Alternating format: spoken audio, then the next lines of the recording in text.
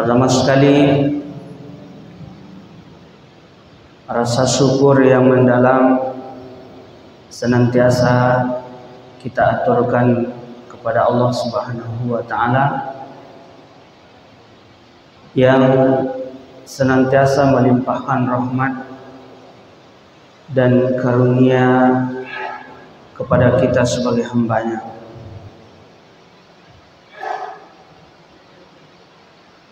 Maka sebagai hamba Allah, sepantasnya lah kita untuk setiap waktu dan setiap saat selalu mengucapkan syukur yang sebesar-besarnya kepada Allah Subhanahu wa Ta'ala,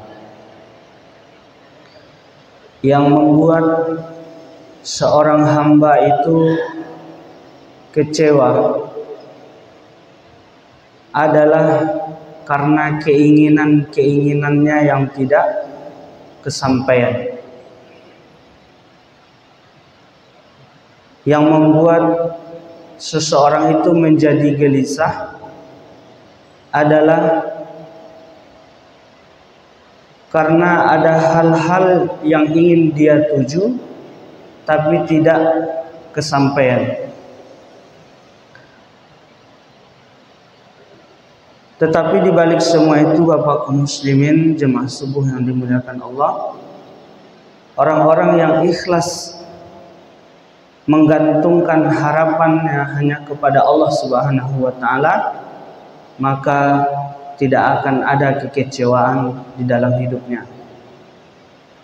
Bahkan orang miskin pun tidak akan merasa kecewa dengan kemiskinannya kalau tidak dia menginginkan kekayaan. Kalau dia menginginkan kekayaan, ketika dia tidak dapatkan kekayaan itu, maka dia akan kecewa dan menangis karena kemiskinannya.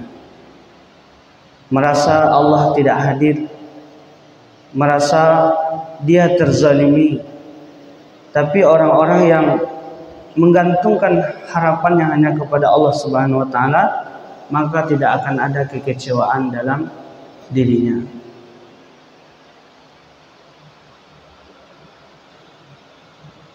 Maka dari itu, Bapak Ibu kaum muslimin, senantiasalah di samping syukur yang besar kepada Allah Subhanahu wa Ta'ala, serahkanlah diri kita seutuhnya kepada Allah Subhanahu wa Ta'ala.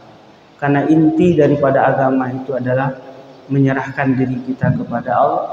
Kalau kita sudah menyerahkan diri kita kepada Allah Subhanahu wa Ta'ala, maka apa yang sudah ditetapkan oleh Allah terhadap kehidupan kita akan sabar kita menghadapinya. Salawat dan salam buat Nabi Allah Muhammad sallallahu alaihi wasallam. Allahumma salli ala Muhammad wa ala ali Muhammad. Bapak Ibu yang saya muliakan, yang dirahmati oleh Allah Subhanahu wa Ta'ala,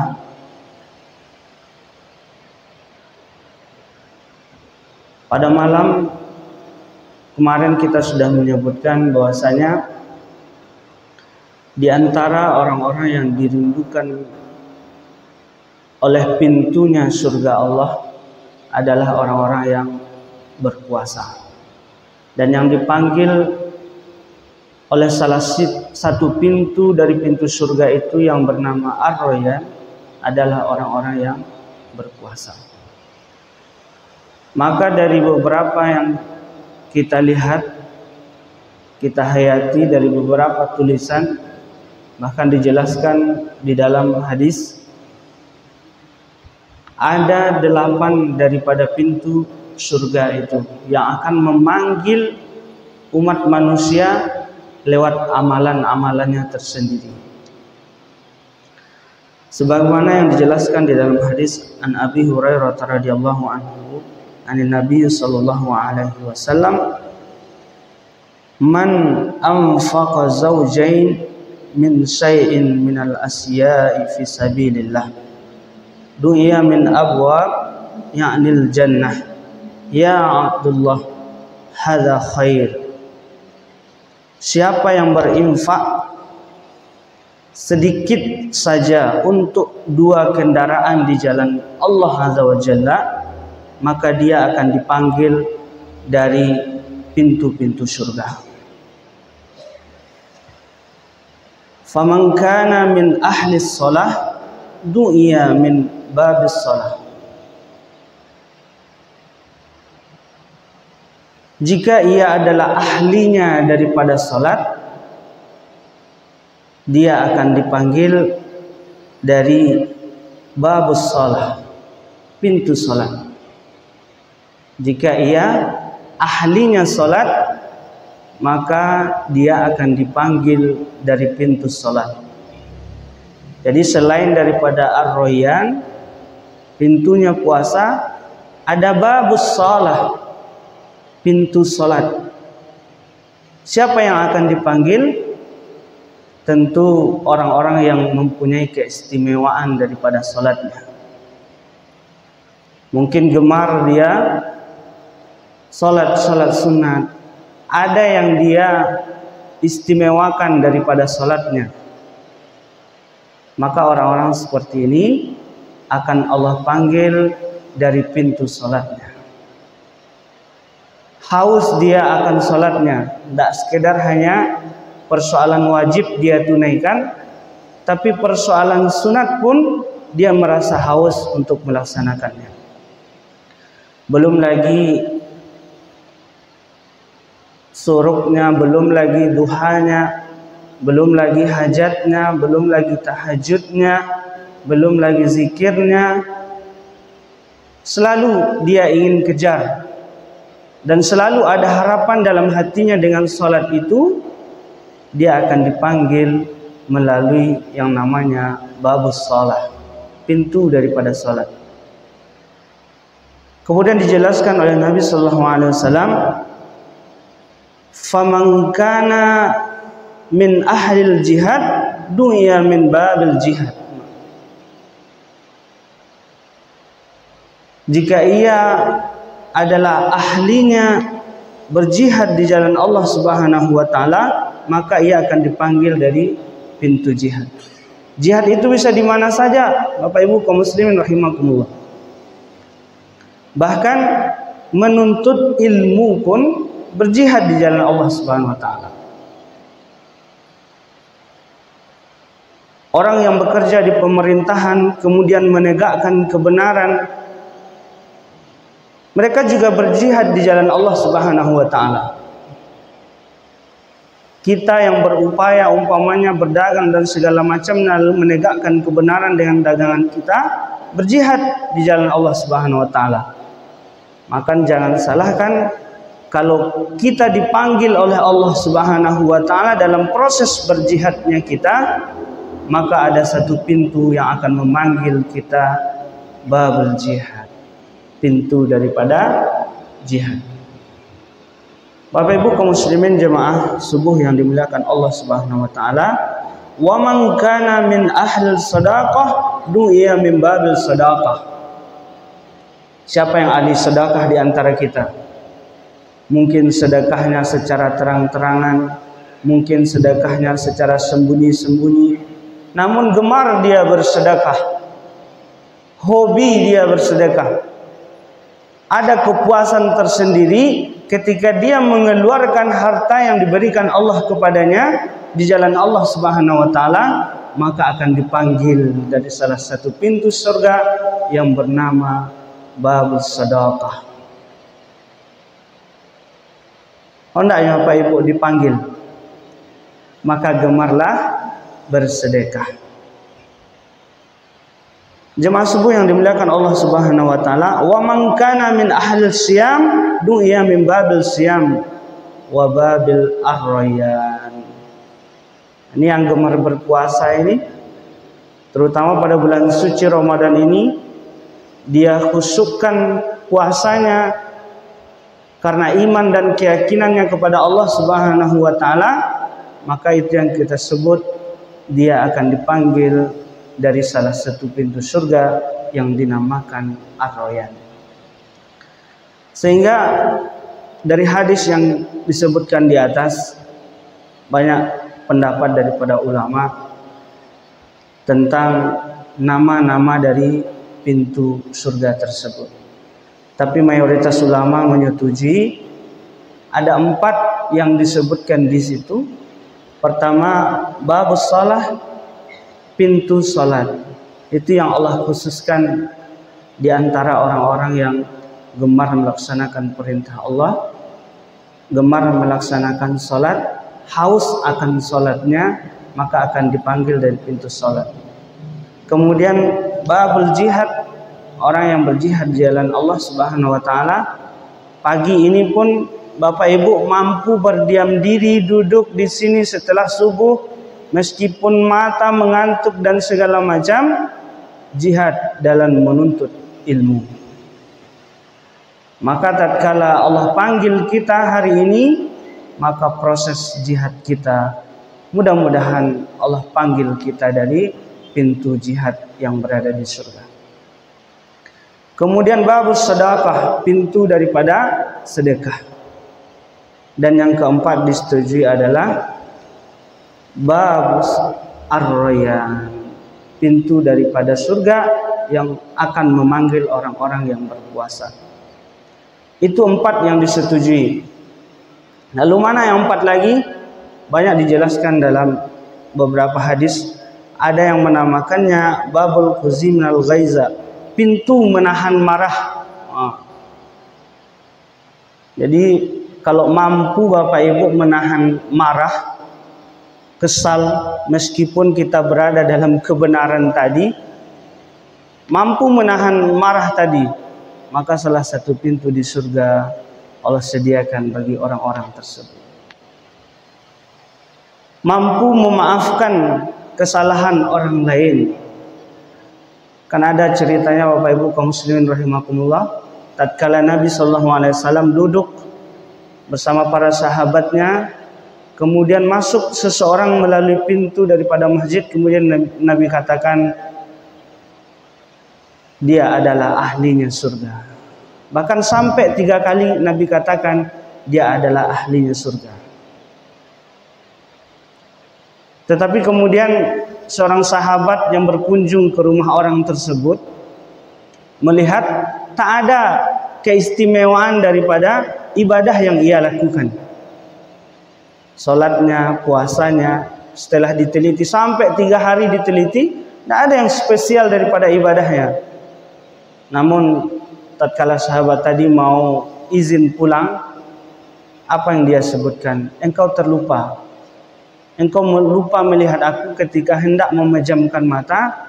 Di situ saya memaafkan semua kesalahan orang lain kepada saya.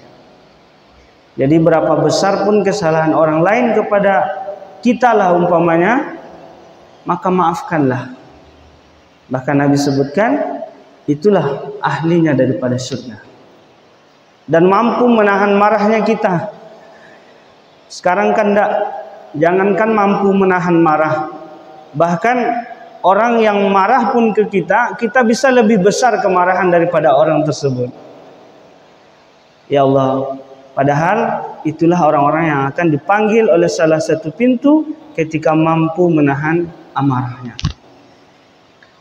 Kemudian Bapak Ibu rahimakumullah, ada lagi yang menyebutkan babut taubah, pintu daripada taubat. Orang yang, siapa di antara kita yang bersih sebersih-bersihnya? Enggak ada Bapak Ibu. Kullu bani Adam khata' wa khairul khata'ina at-tawabun. Setiap anak cucu Adam itu bersalah, tapi sebaik-baik orang yang bersalah adalah orang yang bertaubat dari kesalahannya. Setelah ia bertaubat, cukupkah dengan pertaubatan? Tentu tidak. Dia isi hari-harinya dengan amal ibadah kepada Allah Subhanahu wa taala.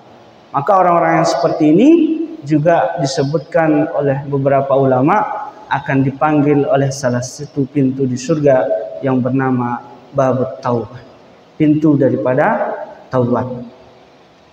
Lantas ketika Nabi SAW menjelaskan tentang perkara pintu daripada surga ini, ada salah seorang sahabat yang kemudian mengangkat tangannya dan bertanya, "Ya Rasulullah, saya kira mudah bagi orang untuk memasuki surga kalau ia fokus pada satu daripada pintu yang engkau sebutkan tadi." Namun apa kata pertanyaannya? "Ya Rasulullah, adakah orang yang dipanggil dari semua pintu yang ada di surga tadi?" Yang bertanya adalah Abu Bakar As-Siddiq.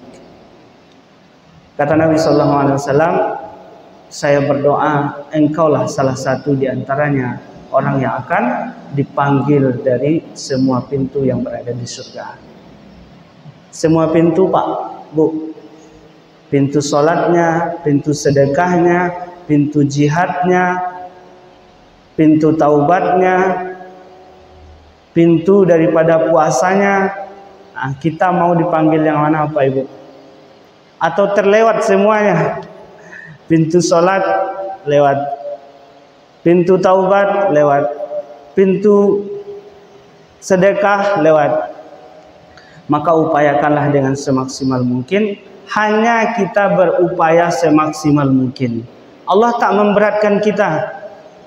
Adanya pintu surga di sini bukan berarti membatasi kita untuk hanya bermalas-malasan menjalankan ibadah kepada Allah Subhanahu wa taala. Dengan adanya ini kita semakin termotivasi. Ternyata amalan-amalan yang kita lakukan ini bukan semata-mata hanyalah amalan biasa saja. Ketika kita bersedekah, di situ ada harapan besar bagi kita bahwa sedekah itu pun akan memanggil kita dari salah satu pintunya. Ketika melaksanakan sholat, ada harapan besar dalam diri kita bahwa sholat yang kita kerjakan itu pun akan memanggil kita dari salah satu pintu di surga. Namun yang perlu kita garis bawahi Bapak Ibu kaum muslimin rahimakumullah, bukan hanya sekedar sholat, bukan hanya sekedar sedekah, bukan hanya sekedar jihad di jalan Allah, bukan hanya sekedar puasa yang kita lakukan, bukan hanya sekedar taubat yang kita lakukan, bukan hanya sekedar berjihad di jalan Allah yang kita lakukan, yang akan mengantarkan kita ke dalam surganya Allah Subhanahu wa taala. Tapi yang lebih besar daripada semua itu adalah rahmatnya Allah Subhanahu wa taala. Hanya rahmat Allah yang akan mengantarkan kita ke dalam surganya Allah Subhanahu wa taala. Pernah dijelaskan oleh Jibril kepada Nabi SAW, yang pernah kita sebutkan, seseorang ahli ibadah bahkan sampai 500 tahun dia beribadah, dan kemudian dia sombongkan dengan ibadah itu bahwa ibadah itulah yang akan memasukkan dia ke dalam surganya Allah. Dijelaskan oleh Jibril, "Ya Rasulullah, demi Allah yang menunjukmu sebagai nabi, sebagai utusan, ketahuilah Allah mempunyai seorang abid ahli ibadah yang dia sudah beribadah 500 tahun lamanya. Kemudian dia memohon kepada Allah di akhir hayatnya untuk diwafatkan dalam keadaan sujud dan dijaga jasadnya sampai hari kiamat. Dan Allah kabulkan. Tapi nanti di yaumil akhir," kata Jibril kepada Nabi SAW, ketika dibangkitkan, kemudian ditanya, "Masuklah ke dalam surgaku," kata Allah Subhanahu wa taala, "karena rahmatku." Saat itu dia komplain kepada Allah Subhanahu wa taala, "Bukan, saya masuk ke dalam surgamu ya Allah karena ibadahku 500 tahun." Maka kata Allah, "Timbanglah ibadahnya yang 500 tahun itu dengan nikmat yang aku berikan kepadanya." Lalu ditimbang, 500 tahun dia beribadah dengan nikmat mata yang Allah berikan kepadanya, ternyata tidak ada bandingannya. Saat itu pun dia masih bersikukuh, 500 tahun saya beribadah, itulah yang memasukkan saya ke dalam surgamu ya Allah. Allah katakan, "Masukkanlah dia ke dalam neraka." Saat itu baru dia katakan, "Ya Allah, benar, yang memasukkan hamba ke dalam surgamu adalah karena rahmatmu ya Allah." Jadi pembelajaran kita tentang pintu-pintu daripada surga adalah untuk menyemangati kita dalam melakukan ibadah kepada Allah Subhanahu wa ta'ala. Sebenarnya yang kita kejar dalam hidup ini adalah rahmatnya Allah Subhanahu wa ta'ala. Bapak Ibu jemaah subuh yang dimuliakan Allah Subhanahu wa ta'ala, maka ketika mengejar rahmatnya Allah Subhanahu wa ta'ala, berulang-ulang kita sampaikan bahwasanya ada kesabaran yang perlu kita pupuk di situ. Karena hanya orang-orang yang sabar itulah yang akan dicukupkan oleh Allah Subhanahu wa ta'ala pahala tanpa batas bagi dirinya. Mudah-mudahan apa yang kita sampaikan ada manfaatnya, terutama bagi diri kami yang menyampaikan. Perbanyak maaf, usikum binafsi bitaqwallah. Ingat selalu Bapak Ibu kaum muslimin rahimakumullah, apapun yang kita lakukan dalam hidup ini, sebenarnya amalan-amalan yang mengantarkan kita ke dalam surga itu sudah kita rutinitaskan. Tinggal sekarang kita memaksimalkan amalan tersebut. Allah tidak menuntut kita supaya harus seperti ini, supaya harus seperti itu. Allah tidak memberatkan kita kecuali sesuai dengan kesanggupan kita melakukannya. Allah tak memberatkan kita. Oh harus beribadah siang dan malam. Kalau kita nggak sanggup gimana? Oh harus berpuasa setiap saat. Kalau kita nggak sanggup gimana? Allah tidak pernah memberatkan hambanya. Tapi hambanya sendirilah yang terkadang melelah-lelahkan dirinya. Mudah-mudahan ada manfaatnya. Kita tutup dengan doa kafaratul majlis. Subhanakallahumma wa bihamdika asyhadu an la ilaha illa anta astaghfiruka wa atubu ilaik. Perbanyak maaf. Billahi taufik wal hidayah. Assalamualaikum warahmatullahi wabarakatuh.